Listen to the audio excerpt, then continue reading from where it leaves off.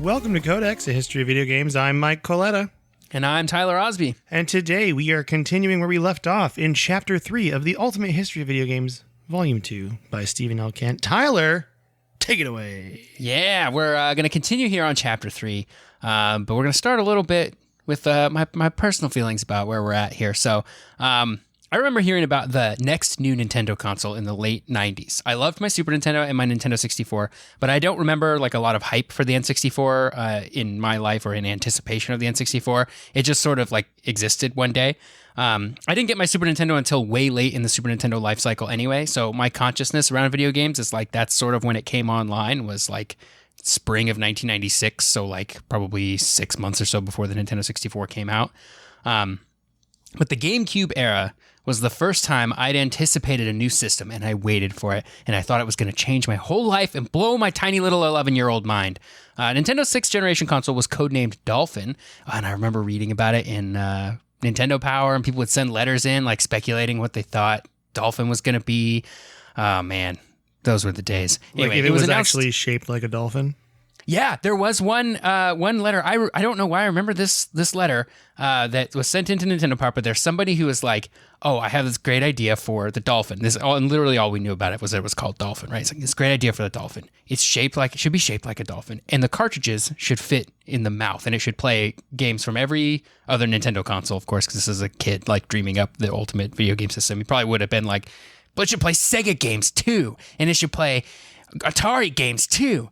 Anyway, the response to that was, "Hey, Dolphin's just a code name. It's probably not going to be shaped like a dolphin." Also, they had announced it by this point that it wasn't going to use cartridges. So they're like, it's not going to use cartridges either. And they really crushed that kid's dreams of a dolphin-shaped console that could fit cartridges in its mouth. That poor kid. Yeah, poor kid. That kid was me. Just kidding. Kid was me. I sent that letter. Me, Tyler. But I do remember that letter being in. I could probably find it. I should try to see if I can find that in old Nintendo Power issues. You can find those all online now too. Every issue of Nintendo Power, or most of them, and it's really fun to read old ones that I owned. But yeah, so it was codenamed the Dolphin. It was announced at E3 in 1999, which was a little bit more than 2 years out from its release in November of 2001, and this was the last time that Nintendo would try to compete on specs directly. And in a way, it might be my favorite era of console competition. I'm going to take a detour from our detour for a second, and I'll tell you why. So, the Super Nintendo Genesis era, and even the Nintendo 64, PlayStation, Saturn era were really, really cool for competition because there was all those attack ads and like the whole 90s attitude, like just setting kids up to fight on the playground over which console was best. It was like, that was a cool time, and it was fun for its own reasons. But during the 6th generation, we had such parity between the consoles. So for the most part, they were all of very similar power levels. The PS2 was a little bit behind in some ways, but it had a full-size DVD drive and played movies. Nintendo had a little bit of power on the PlayStation 2, but it had those smaller optical discs, so that was a little bit of a drawback. And then the Xbox had the hard drive and the built-in Ethernet and was just overall much more powerful. But this generation was also the generation with the most cross-platform games at the time, I think. I'm kind of guessing at that, but I think up to that point, there had been fewer cross-platform games. So in the past, kids had to compare Mario to Sonic, or otherwise indirectly compare the systems, right? Like you could say Genesis has blast processing and Super Nintendo sucks, but there was no real way to directly compare them outside of a few cross-platform games. So it was more on the merits of the exclusives and personal taste. But in this era, the 6th generation, with all of its cross-platform goodness, players could directly compare systems with just a ton of cross-platform games, and they could know which one was the best, and it was almost always the Xbox. But despite their hardware differences, they did often trade blows as to which console had the best version of a game, which is, like, ironically, I kind of think that this cooled the competition down a little bit, knowing that it kind of all just came down to personal preferences as to the exclusives. But generally, I think the Xbox, when it came to third-party or like cross-platform games, generally the Xbox and GameCube versions came out ahead of the PS2 version. But PS2 had more games. So many games that's on the why PS2. Gotta have games. Yep. So anyway, that's just my take on it. And this was also the generation where I started to kind of come of age, and I didn't have this need to like directly compare my console of choice against other people, because towards the end of this generation is when I got my first job, and suddenly I didn't have to like fiercely defend my choice of console, because if I really wanted another one, I could save up and get it because I had a job and no other expenses. Was this That was a Wendy's? great time. Yeah, working at Wendy's with Matt in Japan. Heck That was towards yeah. the end of this this generation because we started working there probably in like 2006 or something. So that was right about when the PS3 and the Wii were coming out. Well, Matt told a story about how he got the job so that he could buy his Wii, and people thought he was saying he was buying weed. That's funny. That was funny. Good times. Good Anyway. times. I came to this generation a couple years late too because I had gotten bored of my Nintendo 64 library, but I didn't upgrade to the GameCube just yet. There was like probably a period of time. I in hindsight, I look back on it, I was like, I didn't play games for like 3 or 4 years. That's not really true. I think it was probably like a year or two because I got bored of my Nintendo 64 games and I didn't want to spend money to buy any of the new systems, and I don't know what else I was doing at the time, probably playing PC games or something. But so I took a little bit of time away from console gaming, at least during that time. Okay, back to Nintendo and the Dolphin at E3 1999. So the book talks a lot about the exact specs of the machines here. I don't know if that's worth rehashing in great detail. I think we've talked about it in other episodes. But suffice it to say, despite being 2 years later to a market in a time where 2 years was huge in technology, the GameCube wasn't that much more powerful than the PS2, and it even lagged behind it in some ways. None of these systems were out yet in 1999, and not much gameplay had been shown, so we're really just taking in these specs and trying to make sense of them. Like, this is the period of time before a console launch when we know the specs of all of them, but nobody's seen any games. We've maybe seen some tech demos, and everybody's trying to go, Xbox is going to be the best. No, PS2 is going to be the best. And it's like, there's no way of knowing. But That's a really good impression of Xbox and PS2 fans, by the way. Oh, thank you. Yeah. The PS2 released in early 2000, about March, and it went on to be a huge success right away. A huge reason why the PS2 did so well was because of its built-in DVD player. Games were run from the huge storage space that DVD offered, and the movie format was still pretty new, and standalone players were almost the same price as a PS2. So for $299, one could get a high-end DVD player as well as a game system for the kids, and that really helped Sony out. Nintendo stuck their nose up a little bit, talked about how hard it was to develop games for the PS2, but I think they were just jealous, and they talked about how the GameCube is going to be so much better, just wait 2 more years. Meanwhile, people are like, I want games now. Yeah, I think that DVD player thing is like the biggest thing that people should be focusing on when it comes to this generation of the PS2. Like, Yeah. it was such a game changer for them. Like, Yeah. to get more people that not even gamers buying this system because they wanted a DVD player. And it came out at the perfect time, too, because even a year later when the Xbox came out, because the original Xbox played DVDs, but you had to buy the remote for it that cost like $20. My So it was a little... the remote. I owned it. Yeah. It was the worst. I know. It was a little bit of there's a little bit of extra cost there. I don't think it was a deal breaker for a lot of people, but there was a little bit there. But by 2001, I think if all you wanted was a DVD player, there were much cheaper options by then. But it was like this perfect time for the PS2 to come out where it was both the game system that was really great, but also there was no competition in the DVD space, so it was just a no-brainer. But if you waited a couple of years to get a DVD player, then there were better choices than a PS2 if that's all you wanted. I watched a lot of DVDs on my PS2, so yeah, me too. Feels good. That's part of the reason why I got one was so we could have a DVD player in our we had an upstairs area where we played video games. I had an upstairs area too where I played video games. Is it like a loft? Yeah, like kind of the loft. Yeah. It was great. Oh Yeah. man. We had a loft that was probably, I don't know, 10 or 15 feet, like on each side, like square. And that's where we played all our games. Dueling video games. That's great. Yep. Yeah, it was a lot of fun. So yeah, let me see. Where was I? Oh, Nintendo had a lot of software problems this generation. They were always a little bit hostile towards third-party developers. Like, remember back in the NES days when they were like, if you're making games for the NES, you can only make 5 a year, and they have to be this and that, and they can't be on other systems, and they had all these rules. Well, that was kind of starting to come back to bite them now, especially during the N64 era, when the competition was too fierce. They couldn't do anything like that. And it was just a bad time for third-party developers. And also cartridges just cost so much to manufacture that it was like just better business prop to do it on CDs for the PlayStation or the Saturn. But Sony also went out of their way to be very accommodating to external developers. They knew they couldn't do it on their own. They couldn't make games, like great games on their own, at least not yet. And so they started poaching old partners from Nintendo as far back as the PlayStation days. So the book mentions Final Fantasy VII being a Sony exclusive, despite the series having been a staple on Nintendo consoles since its inception. This poaching continued through the 6th generation, and basically by the time the GameCube came around, Nintendo was basically on its own in a way that they still have problems with nearly 20 years later. It also didn't help that Nintendo wasn't very generous with their development kits either. It's pretty hard to make a game for a system you can't get a dev kit for, and they were really stingy with handing out development kits to third-party developers. So if you wanted to make a game and make some money off making a game, and you couldn't get a developer kit, Sony was going to hand you one, no problem. And so that's why the PS2 had more games.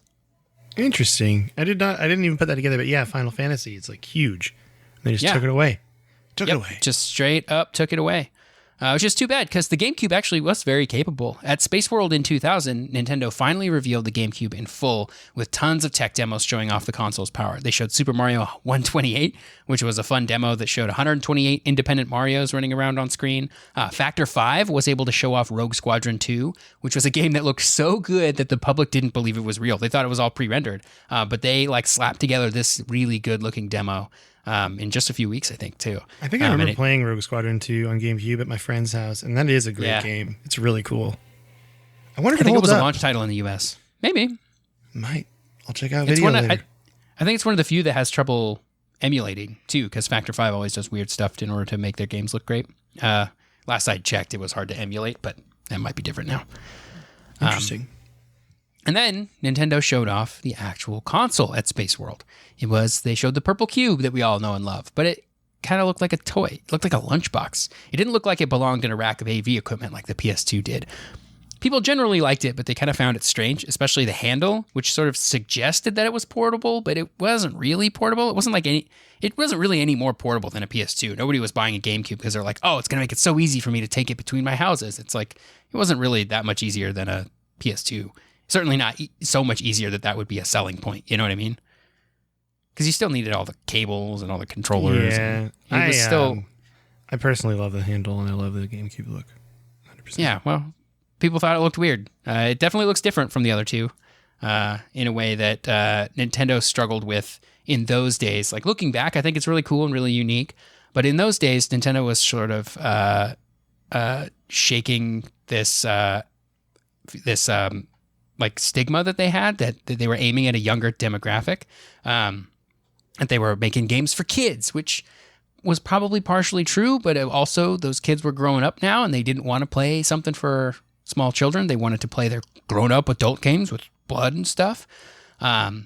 So yeah, the console looked like a toy, and it was kind of generally accepted among the public that Nintendo was aiming at this younger demographic, which is an accusation that Reggie Fils-Aimé would deny as categorically false. Because of course he would. Why would he say anything different? That didn't stop the competition from harping on that and beating the public over the head with it. In a world where gamers were continuing to grow up, being kiddie was like a cardinal sin and a marketing disaster. And the marketing team had a really hard time with that because Nintendo kept making cute Mario games that looked cartoony and looked like they were aimed at children. They were all very fun. And I would argue that if you're not playing a game because it looks like it's for children, then you're making a mistake because you're missing out on a lot of fun games. That's what I think. 100% agree. Yeah. Not even a very cold take that we like. Yeah. We appreciate. Yep. What an important take. But Nintendo, despite their troubles with third-party developers, I think they're the only company that could make a system that literally only had games developed by first-party studios, and it would still be a huge success. If the Switch had 0 games on it from anybody that wasn't owned by Nintendo, I think it would still be worth buying, and I think it still would sell incredibly well. I'm glad it does have other games on it, but I think Nintendo's strength as a developer is so strong and so wide-reaching because they have a lot of different kinds of stuff that they can kind of sell the console on their own. So the fact that they didn't have as many third-party developers, even in the GameCube days, they didn't need them, right, to make their system. Like, as long as they had some Mario games that were great, people were going to buy a GameCube. And it was this, I think the GameCube era showed that. Sony had the head start, but Nintendo had 15 years of fans backing them up, and that ain't nothing, right? That's a lot of fans. Side note, the NES came out in 1985, right? The GameCube came out like 15, 16 years later in 2001. But the GameCube came out almost 20 years ago now. So there's more time between now and the GameCube launch than there was between the GameCube and the launch of the NES, if you just want to feel old for a second. Yeah, I want to feel very old right now. Yeah. By the way, GameCube has the best Mario Kart game on it. So there's that. Double Dash. Yeah. I don't even think that's a very hot take among the Mario Karting community. I think people know. I don't think so either. Yep. People got to know. The Double Dash. Why haven't they brought it back? It makes me upset that they haven't brought it back. I agree. They need like a Mario Kart like All-Stars thing where they just have every map from every track from every Mario Kart, and you can do them in a Double Dash mode. Like that should be an option. Oh yeah, Double Dash is so fun. Oh man. Yeah.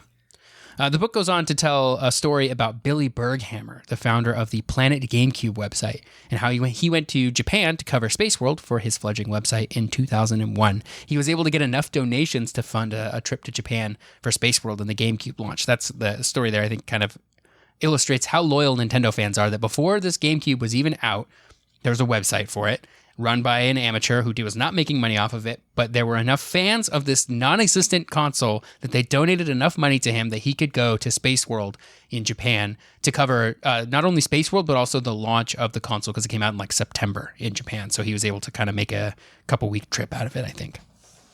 That's so cool. Like, this is before Kickstarter and everything, too. He's just getting donations, straight up. Yeah. He just posted it on his website. He's like, hey, I want to go to Japan for these things. Here's my PayPal. Can you send me money, please? And people did. That's great. That's a good story. Yeah.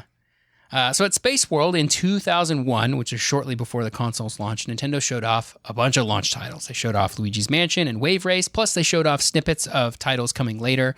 Smash Bros, I think, was not a launch title in Japan, even though it was in North America. You had Metroid, which wouldn't come out for a little while later. A new Star Fox, which was going to take even longer, the book doesn't specify if it was like Star Fox Adventures or if it was Assault. Probably Adventures, though. Dinosaur Planet had turned into Star Fox Adventures by that point, I think. And then they also showed this new game called Eternal Darkness, Sanity's Requiem, which was scary. Kind of Scary. Very scary. Because Nintendo they weren't going to get called a console for kids, for small children, and they weren't going to let people get away with just calling them that. So they're like, here's our scary horror game. Have fun with that. And it was a very scary horror game. This was also the famous Space World where they revealed Zelda, the Wind Waker, which was controversial at the time. I think we've talked about this on the podcast, so I won't go too deep into it. But basically, at Space World a year earlier, Nintendo had shown a Zelda tech demo that was super realistic. It looked like Ocarina of Time, Link fighting Ganondorf, and it was like really cool. I was like, look at the graphics on the GameCube. This is gonna be so great. It looked great at the time. It does not look great anymore. If you look back at it, you're like, oh my gosh, what is this? But anyway, it set players up for what they thought was going to be like a gritty, realistic take on the Zelda franchise, like a continuation of Ocarina of Time art style, I guess. But it was just a demo, and in March of 2003, fans got Wind Waker, which was the least realistic-looking Zelda game ever made. Super cartoony, lots of fun, but they were super duper mad. And it also didn't help Nintendo's image with regards to what players perceived as to be an appeal to children. They were like, this game is for small children who want to watch Saturday morning cartoons. I don't want to play a Zelda like that. Give me more blood and guts in my E for Everyone rated game. Because Ocarina of Time had a lot of blood and guts in it, despite being rated E for Everyone. It really did, didn't it? Yeah. There are versions of the cartridge, like the gold cartridge, and then like the first run of gray cartridges had tons of red blood in the final fight against Ganon, like a lot. And he like throws up blood, and it's like really gross. Later revisions of the cartridge would have green blood, so it was a little bit different. Makes it better. Everyone knows. Green blood, which I thought totally was funny. fine. It's like an alien. It's not even real. Yeah, yep. No one knows. No one knows. Same reason like a game like Halo would be teen if you just shot aliens. Right. Like, PvP is what made Halo mature, I think. If I remember you're correctly. probably right. Yeah, I think that's it. Because they're like, if you shoot people, it's mature. Yeah. If you shoot aliens, that's fine. That's teenager stuff. Fine. Yeah. I think there's some cursing in Halo as well, I feel like. Oh, yeah. I think when you get like Marine dialogue, don't you? Yeah. Yeah. Anyway, Wind Waker was great, and it sold well. And if you're turned off by the art style in Wind Waker, you should play it anyway because it's actually really, really fun and not very long. So it's pretty easy to get through. But it goes to show how you have to be careful with like tech demos at hardware demonstrations, especially when people don't have anything else to sort of ground themselves with. It can set unrealistic expectations for gamers, I think, that you'll kind of have to navigate if you don't deliver. I remember the Final Fantasy VII tech demo for the PS3, which sort of remade the opening cutscene in Final Fantasy VII in real time on PS3, and it looked awesome, and everybody was like super stoked that maybe PS3 was going to get a remake of Final Fantasy VII, and they didn't, and it was a real bummer. But we did get that eventually on the PS4, so that's great. Yeah. But suffice it to say, going into the 6th generation of games, Nintendo was unable to drum up a whole lot of hype for their system.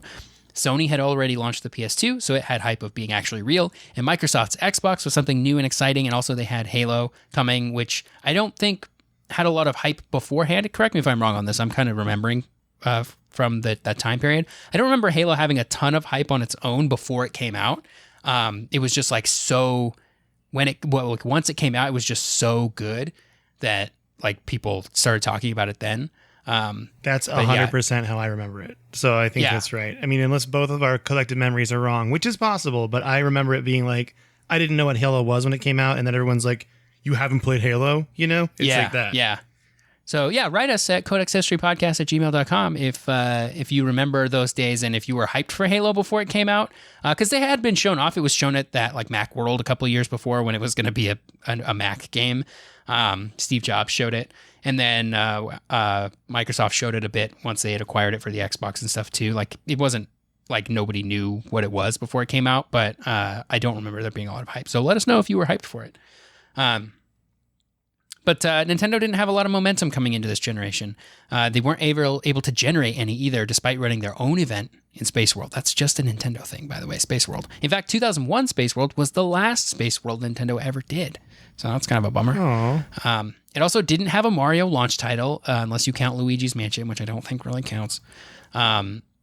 Which was a first for a Nintendo system. The NES had Super Mario Brothers, Super Mario World on the SNES, and N64 had Super Mario 64, so it was the first time we didn't get a Mario game as a launch title. And the other launch titles were like just okay at best. Maybe, I don't know, some people really liked Rogue Squadron, I guess, but... Me. and it had Melee in the United States, I should say, so that's all right. But it wasn't their greatest showing, and Nintendo really needed a win here.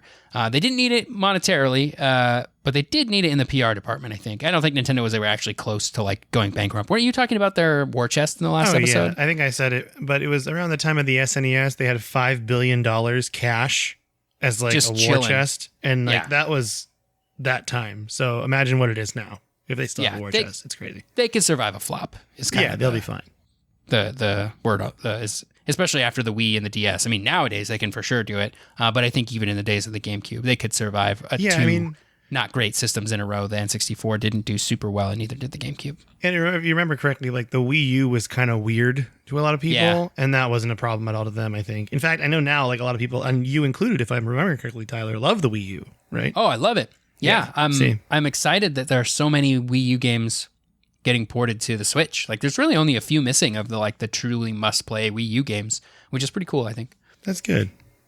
And I'm glad Nintendo didn't just neglect those games and let them languish. But Nintendo, I mean, there's always the argument that they do that too much, remake games and stuff. But I think it's cool to just go back and, like, for example, like, I would never have played Skyward Sword unless they remade it. So, and that makes me super happy because I miss that Zelda and I'm really having fun. So I totally understand that criticism of like, Nintendo just remakes games, and to a large extent, like, it's kind of valid. But I do think there's an exception in the remaking of Wii U games, because I think a lot of people missed those. Like, how many Wii U games did you play on your Switch you would have never played? Like you just said, like, those weren't people rebuying them, or most people weren't rebuying games. Like, that was their first time playing Super Mario 3D World. This is their first time playing Captain Toad's Treasure Tracker and all those games. So, I think it's fine for them to remake Wii U games. Yeah, definitely. But the chapter kind of closes here with Steve and Kent saying that Nintendo made a lot of mistakes at the start of the generation. Nothing that killed them single-handedly, but enough things sort of compounded on each other to make this one of the hardest times to be a Nintendo fan. He goes on to say at this point, it was no longer enough for Nintendo to just learn from its mistakes. They didn't have the runway anymore to make them in the first place. Like, they had plenty of, like, they could learn from the mistakes in the Super Nintendo era. Nintendo 64 was a little bit of a stumble. They could learn from the mistakes there. But at this point, Like at a certain point, you need to put those learnings into practice, and it was game day now. Like you can't be making those mistakes anymore, and just saying, well, it's fine because we learned from them. Like you need to not make them in the first place. And that's sort of how the third chapter ends, I guess. I'm picturing Stephen L. Kent like a football coach being like, you've made enough mistakes. It's time. It's game day. You know, yeah, it's like, to do it. I really was like that. Like, it's like, you made the playoffs. Great job, everybody. But these last few games, you've had some slip ups here, and you can't be making mistakes like that in the playoffs now, you know? Yeah, you're in the big leagues. Yep. All right. So chapter 4 is titled, But What About Sony? And it actually opens talking about Microsoft. So I spend a page or two talking about Microsoft history in general. But I think what's important to note is that Microsoft did have brief forays into games. First, with its Sidewinder hardware, which is something that I forgot about completely. The joysticks, garbage. The gamepads, garbage. Steering wheels, that's all garbage to Tyler. Designed I think. for gaming with the launch of Windows 95. Now, Microsoft stopped manufacturing Sidewinder in 2003, but it's important to note they were making peripherals, okay? Then, the other big pre-Xbox, but related to Xbox contribution they made was DirectX. DirectX huge. Is huge. It was a suite of 3D graphics, sound controls, a bunch of other tools for games. And it made it way easier for developers to create PC games. DirectX pretty much brought us into the PC gaming era that we know today. And that's why it's very important. So those two things Microsoft made really helped a lot. Now, Stephen Kent brings up a good point here, in that in the early to mid 90s, PC and console gaming was extremely separated. And I think I kind of remember this. Like, I remember this time. Do you, Tyler? Yeah. I think that's pretty accurate. And the games that were on both, like, they were way different. Like, nowadays you buy a PC version of a game, and it's more or less the same as it is on console, you know? Maybe they added mouse and keyboard controls or whatever. But in those days, games would come out on PC, and then they would get like a console version, and they would just be super different, like almost completely different games, like stripped down, like sort of the same idea, but very different. Yeah, and I actually have a couple examples of this right here. Myst was mentioned in the book, and also SimCity. And I have played the PC version of SimCity, and it was SimCity 2000 specifically, and the PlayStation, I believe it was the PlayStation 1 version of SimCity 2000, and they could not be more different. You're right. Yeah. Like, very different games. They're the same in that they both simulate cities, but otherwise, there's not a lot of similarities between them. Yeah, and what's important to note about this is because everything was either PC or console at this time, except for these like outliers, this made Bill Gates see video gaming as a roller coaster of a business that would spike and crash, and was way too risky. So that's why in the mid to late 90s, we didn't really hear a lot about Microsoft getting into gaming. And nothing really happened until Microsoft purchased Web TV, which is a startup that made set-top boxes for televisions. And Web TV was important to Microsoft because a lot of their team was made up of people who had previously worked on the 3DO.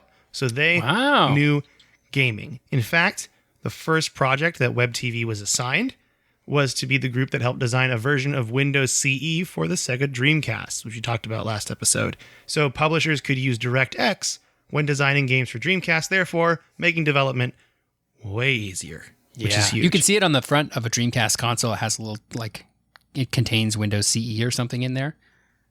Oh, I didn't know that. Like on the, this little like logo on the front, a little Windows CE logo. That's really cool. I never knew that. That's good to know. Okay, so now we're going to talk about how there were actually two separate groups working on what would become a video game console at Microsoft. And the first group was Web TV. And I have this quote here from Robbie Bach, who says, quote, "There was a group of people who were doing a bunch of what I'll call, for lack of a better phrase, garage shop projects. There were some X3DO people." So it really was like people were hackathoning game consoles for Microsoft in their spare time. That's how much they loved it, which I think is pretty cool. And Web TV was the first one to do it. They made their prototype and they took it to Ed Fries, or is it Fries or Fries? I think it's Fries. Fries. Yeah, I think it's Fries. Like Victor Fries. Yeah, like Victor Fries. This is Mr. Fries. So, who is the head of Microsoft Game Studios? And he actually turns them down in the beginning when they show him this prototype. He turns them down mostly because all of the games going on the software front at this time. At the time, Microsoft Game Studios had Age of Empires 2 launching and Asheron's Call, which is an MMORPG that would directly compete with EverQuest, which was run by Sony. Microsoft versus Sony. It's still going on at this time, okay? So the Web TV folks don't give up, and they take their console to the now Chief Research and Strategy Officer, Craig Mundy. And now Mundy is in the inner circle. So he has a direct line to Bill Gates and is very connected. So that's the first group of people that are making a console in Microsoft at this time. The second group, new challengers emerge. They're made up of 4 people from different areas of Microsoft. You have Ted Hase, Hase, Director of Windows Gaming and Entertainment Evangelism Group. Essentially, he was a hype man, which is funny when you think about it. He was hired to be a hype man. Otto Burks, who's really good at graphics technology and worked on the DirectX team. And then there were these other 2 DirectX managers that were brought in by Otto and Ted, Otto Burks and Ted Hase. Seamus Blackley, who should sound very familiar, who is a veteran of Looking Glass Studios and DreamWorks Interactive. And then Kevin Bacchus, who worked for Mindscape. Both of those 2 very big, very successful independent game studios. So their idea was to make a console that was essentially a PC, and the operating system was hidden from the player. So that way developers could easily design the games using Microsoft's DirectX technology. They could then call the system Xbox for DirectX Box. There's the correlation there. Yeah, I get it. And then they pitched this idea to Ed Fries a year after the Web TV team pitched their idea initially to Ed Fries. So we're a year after. So those big games those launches are over. Age of Empires is over. Asheron's Call. So here's a quote on page 63 from Ed Fries. Quote, "They pitched me on the idea of they pitched me on this thing called Xbox. The name came from DirectX, so it was really the DirectX box shortened to Xbox. In the original pitch, this was going to be a PC running Windows, a vanilla PC running vanilla Windows, but it was going to have some kind of layer on it that disguised it from the customer's point of view. It would install games on a hard disk so that the next time they put the disk in, it would run more quickly. I'd said no to the Dreamcast guys maybe a year before, but this interested me. Here was a way to get into the console business with the resources I already had. So I agreed to support them.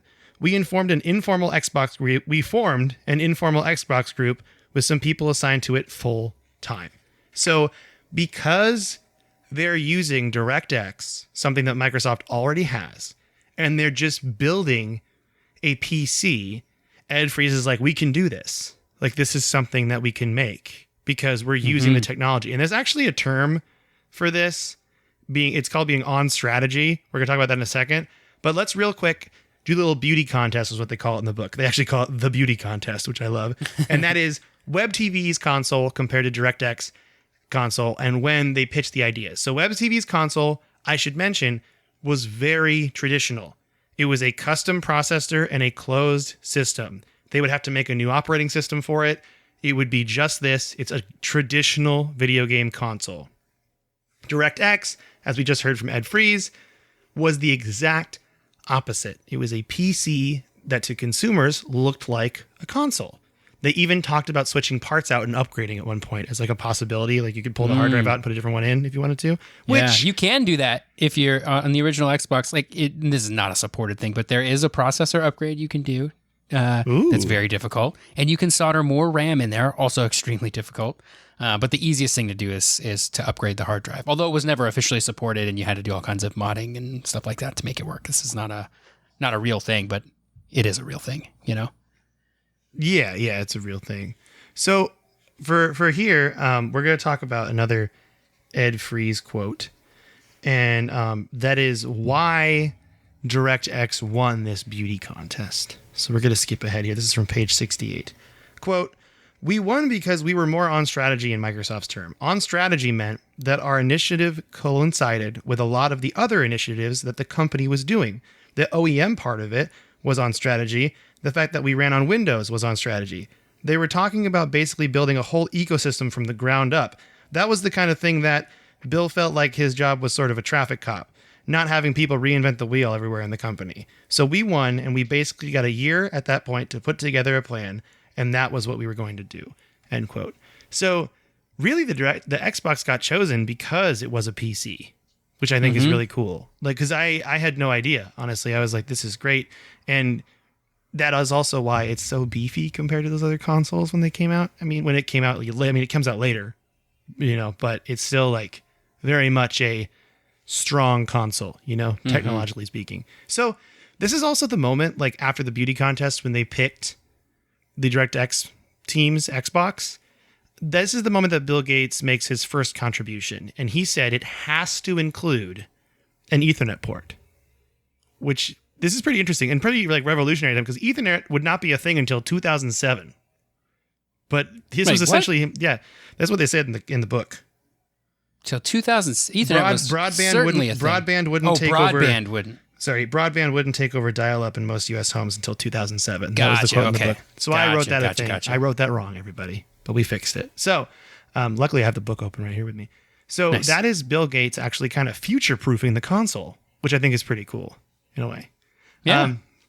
So the DirectX team now was chosen, and they have a year to make their Xbox. Immediately they run into problems. The first problem they had is they had to get games, and Microsoft threw out offers to companies like to purchase these companies. They wanted to purchase Capcom, Squaresoft, and they even made an offer to purchase Nintendo. Jeez. But every single one of them had counter offers that were just way too rich, even for Microsoft. How different would the world be if any of those deals went through? Oh, I know. Squaresoft, they wanted to purchase it for $2.5 billion. No, they wanted to purchase it. They made an offer, and then Squaresoft counter-offered with $2.5 billion and 40% stake in it. Wow. And Nintendo counter-offered with, you can buy us for $25 billion. Which, this is early 2000s money here, okay? Incredible, yeah. Yeah. The second problem they had is that they had hardware issues with manufacturing, because that always seems to be the problem with every single company. So getting a processor was kind of a chore because NVIDIA was asking for too much. It was out of budget. So what the team did, and this was kind of smart, is they worked with the Web TV team and a company called Gigapixel, which was a small little startup company, to make a custom chip. NVIDIA heard about this, and just the act of them teaming up to work on a chip helped drive the price down to $48 for a processor, which is expensive, but manageable and on their budget still.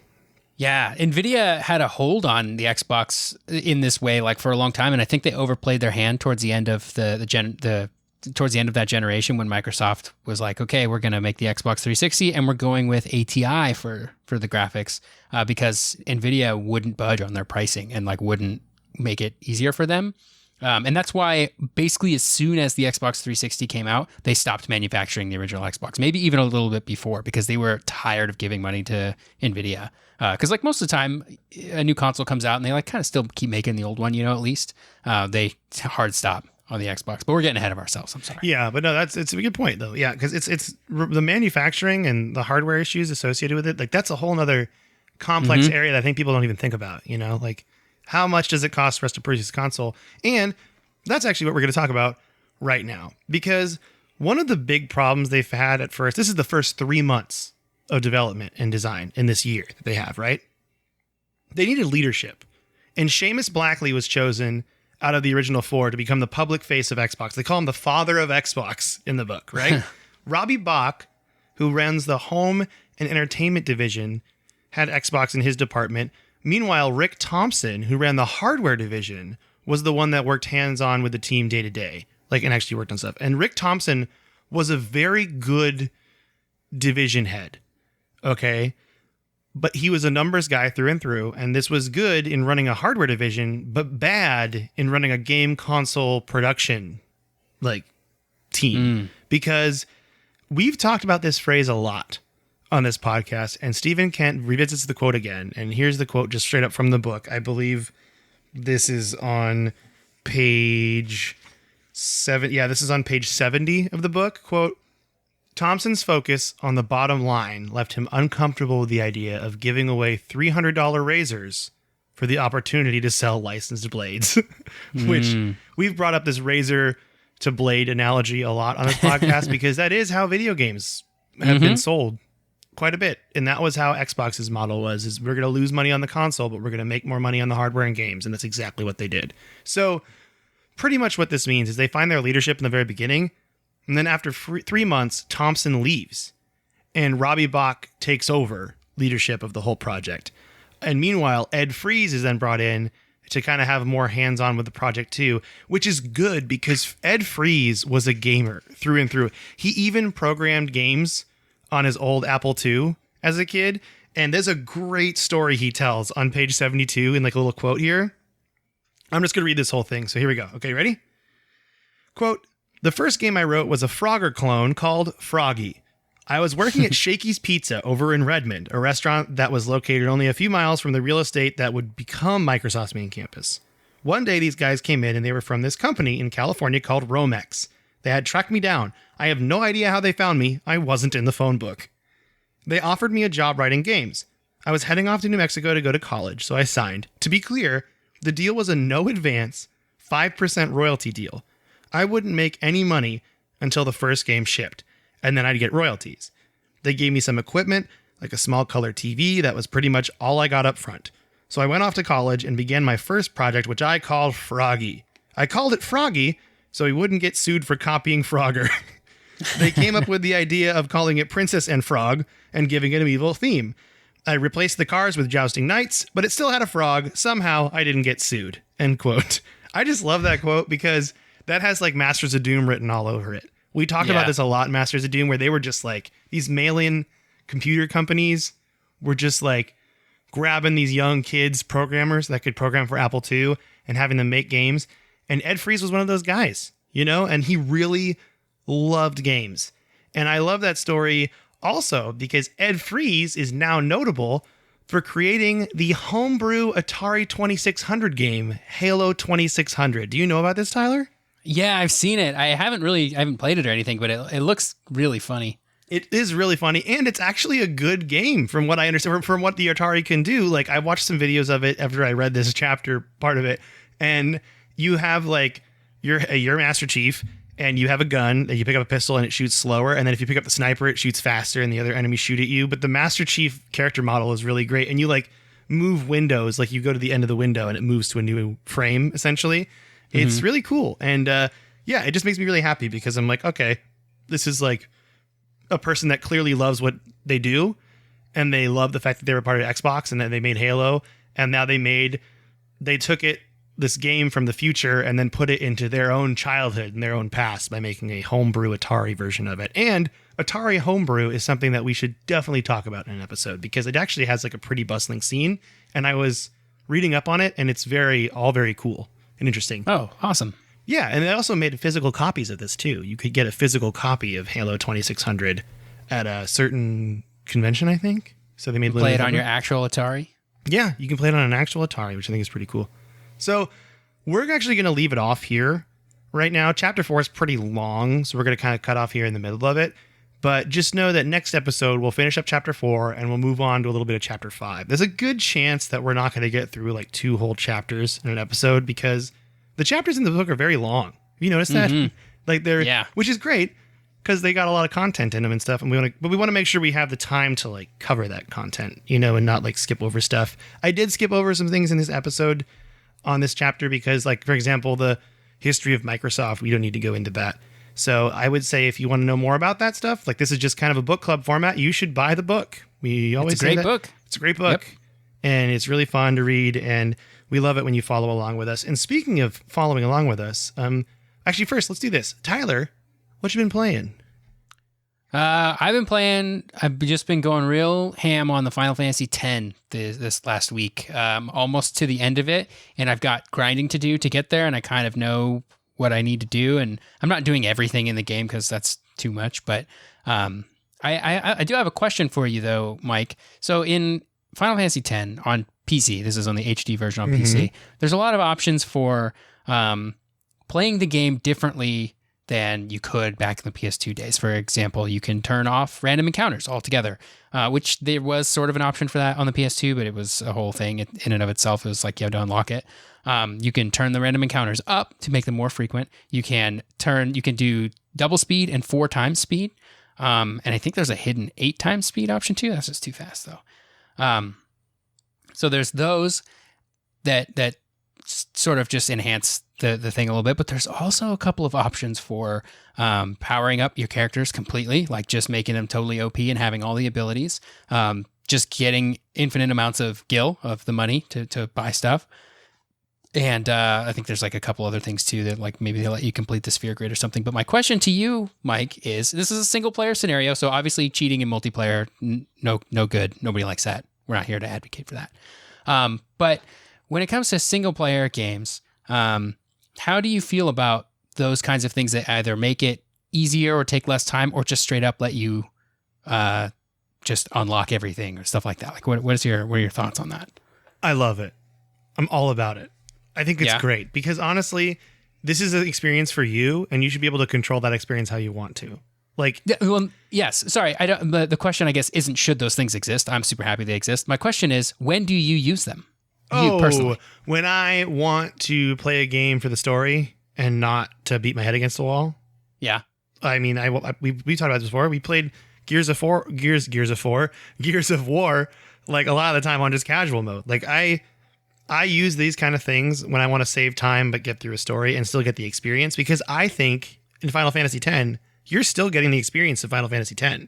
You're just making it so it goes a little quicker, which is good. Yeah. So here's where I'm at on it, because I've been staring at this option to unlock all the abilities and to give me infinite gil and to it's like a power up thing where I think where they give you your limit breaks all the time or something. Like it's a weird like almost Game Shark code feeling thing. The speed up stuff, I don't mind that at all. Grinding out stuff is better if you can speed it up. I don't think there's anything to be gained from making it take longer than necessary. But I haven't hit the button on those other things yet. And I'll tell you why. It's because while I'm going through the sphere grid for leveling up my characters, you have to make some decisions, right? You have to, which path are you going to go down? There are a few like branching paths where you can like make a choice. And I haven't hit the give me all abilities button yet because I find the strategizing of that to be kind of fun. And if I just had everything, I would just totally smash through everything and I wouldn't get the fun of strategizing and building a character in a specific way. And the way that you, like the sort of gating factor of like, why can't I have everything in this game is just time, right? Because you can put in the time and grind it all out. But I like the strategizing. So the reason that you strategize is so that you don't have to put the time in to grind everything out. And so I like the strategizing part. So I'm happy to speed it up a little bit, but I haven't hit the button yet on unlocking everything because I don't want to lose that strategic element. This kind of goes back to our conversation that I don't know if we've had this on the podcast, but we've had it in person before. And when I say person, I mean over the internet because it's 2021. Is boosting in MMOs, RPGs.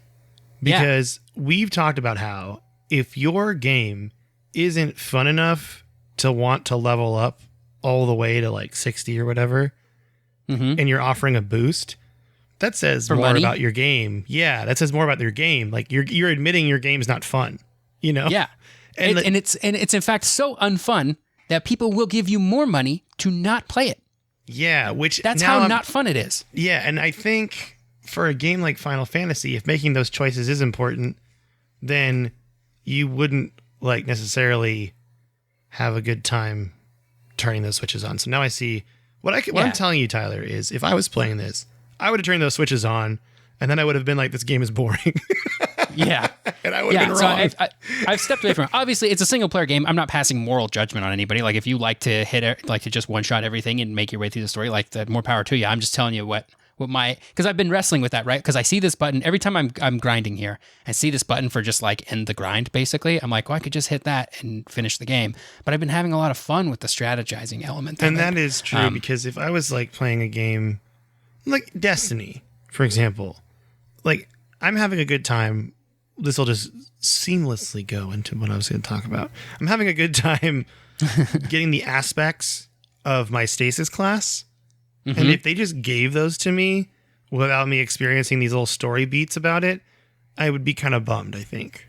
Yeah. Because the story beats of it are like, you get to go talk to Anna Bray and then her sister and like talk to the big scary robot head. You get more story out of it, and you feel like you're earning something.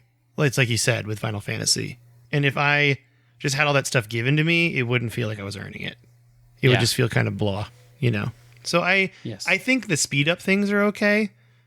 And then I think the power up things are a personal preference. But if you are like, I just want to beat the story of Final Fantasy X, then I think it's totally fine for you to flip all those switches on. Just go for it. I'm not passing moral judgment on anybody for cheating in a single player game. I don't think it matters. I don't even think you can. Is it really cheating if you're facing off against an AI opponent?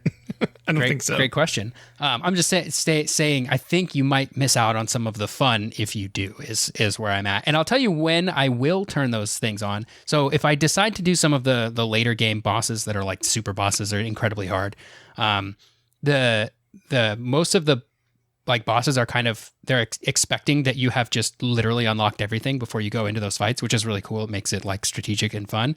I'm not going to grind it out when it gets to that point. I'm just going to hit the button and give it all to me, because then it's just a time gate. If it's just a time gate, and that's the thing that holds me back from doing, from the fun part, which is fighting the bad guys. Like, I'm not making any choices at this point. I'm literally just trying to unlock everything to be able to do those fights.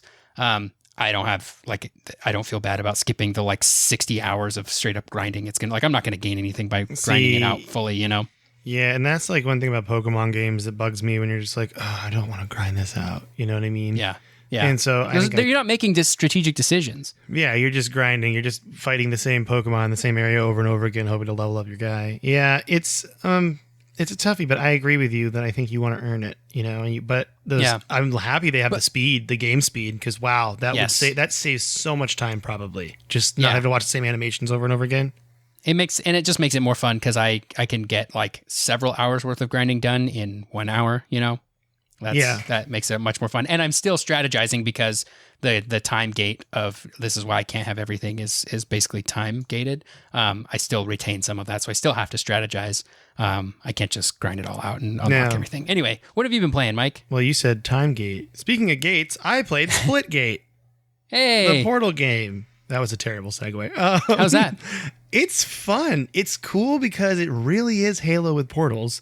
As in, if you have map knowledge, you are at a huge advantage than your opponents, because it really has that old Halo feel of like, you got to get the good gun. You got to find the shotgun, and then you just wreck. It's really cool. And it has that like old school feeling to me. And I was playing with my friends, and we were all like, this reminds me of like early college Halo 3, or playing Call of Duty Modern Warfare 1, like it's got that feeling to it of just like a fun team deathmatch. Nice. Was that on PC? Yes, it's free on everything right now, I think, because it's like a free-to-play game. It does have the most cell phone style loot box system I've ever seen in my life, and if you can just get over that, then it's fine to play. But it's not pay to win; it's all cosmetics. Yeah. So it's just a good game. I'm enjoying it, and my friends and I are playing it at night, and we're just joking around, and it's really fun. So I've been playing Splitgate, and I've been playing Destiny. Kind of taking a break from Zelda and Hades right now, just for a week. Kind of just give myself some time, but I love those games. And I really just play them when I travel. It's so fun. So anyway, that's what I've been playing. But we actually have some emails to read, and the first one was actually sent to me over Facebook DM.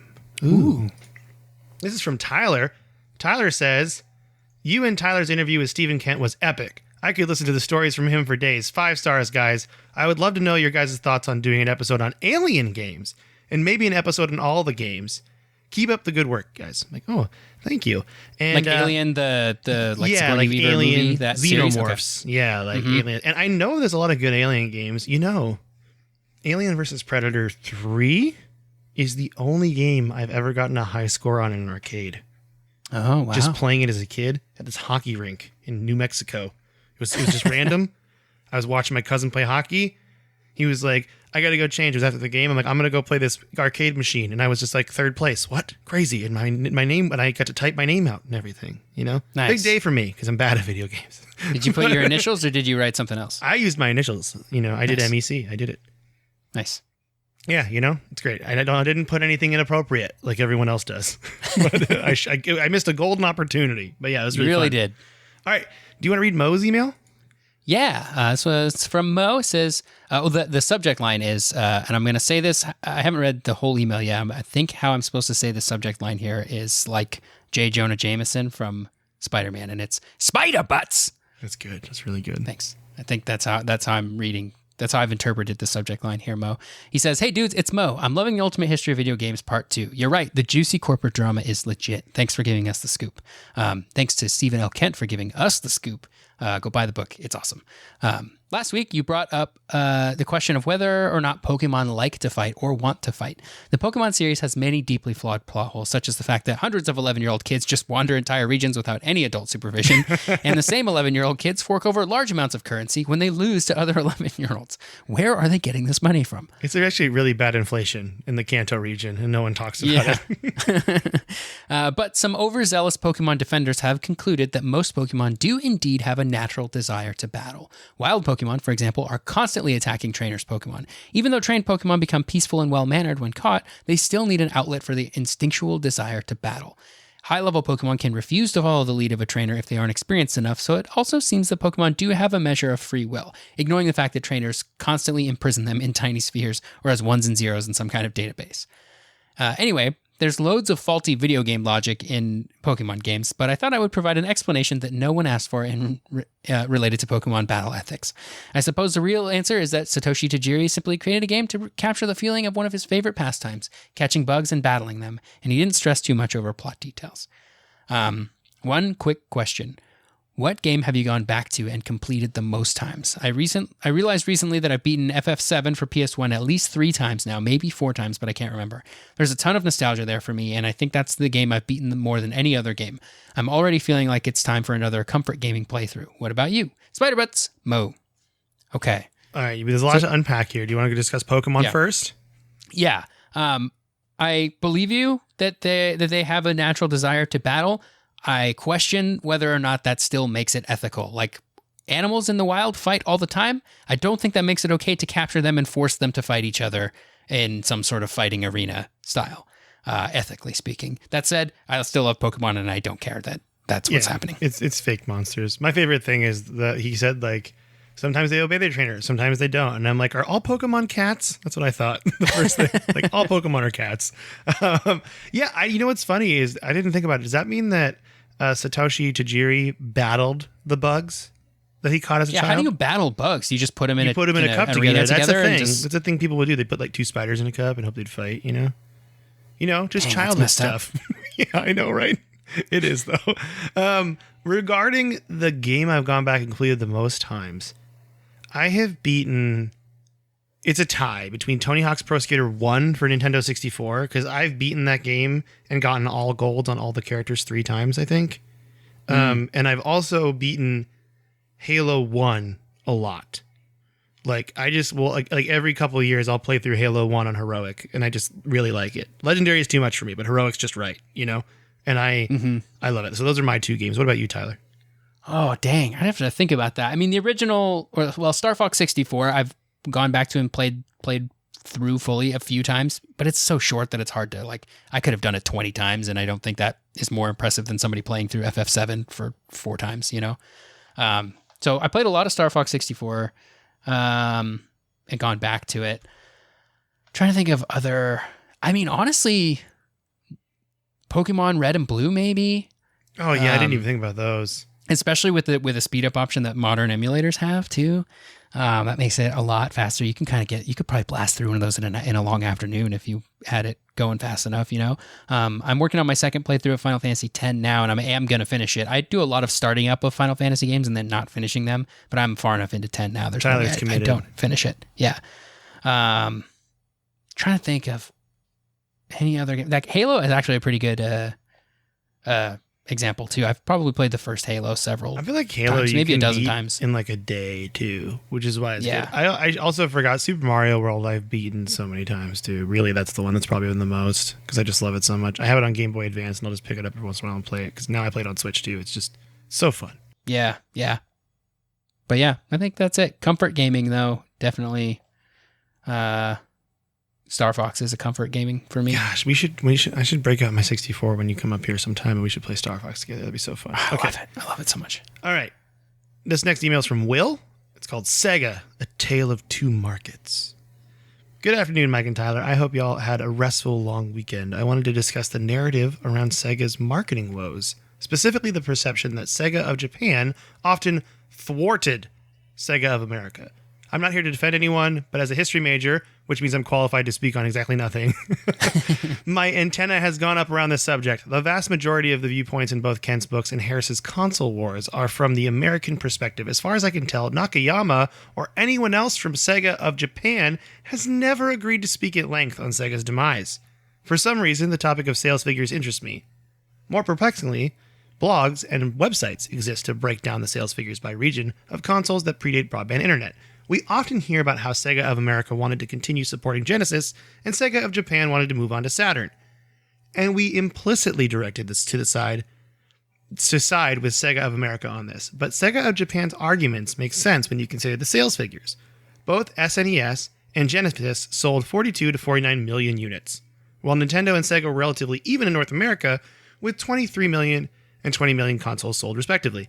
The SNES blew Sega out of the water in Japan, with 17 million units sold versus 3.5 million. Wow. Sega of Japan's decisions appear even more reasonable when you consider the timeline. The Genesis was released in 1988 in Japan. By 1991, the year Sonic 1 was released, it had already been out there for 3 years and was still unsuccessful in Japan. When it's early 1994 and Sega is kicking Nintendo's butt in America, the Genesis has been out longer than most console generations have lasted, and it's a huge dud. No wonder Sega of Japan wanted Saturn ASAP. Putting aside whether or not Sega of America's plan to extend the Genesis's lifespan with add-ons was wise, it really doesn't make sense in a Japanese context to keep the Genesis going, since their attach rates were much higher, meaning more profit per cost for Sega. This starts to add up. Unfortunately for Sega, the fifth generation is also a tale of two markets. Sales figures are sketchier for the Saturn. Wikipedia disagrees sharply with other sources, but they got up to second place in Japan with 8 to 10 million units sold versus 5.5 million units sold for the Nintendo 64, which is a huge reversal of fortunes. Saturn led the PS1 in sales into 1997.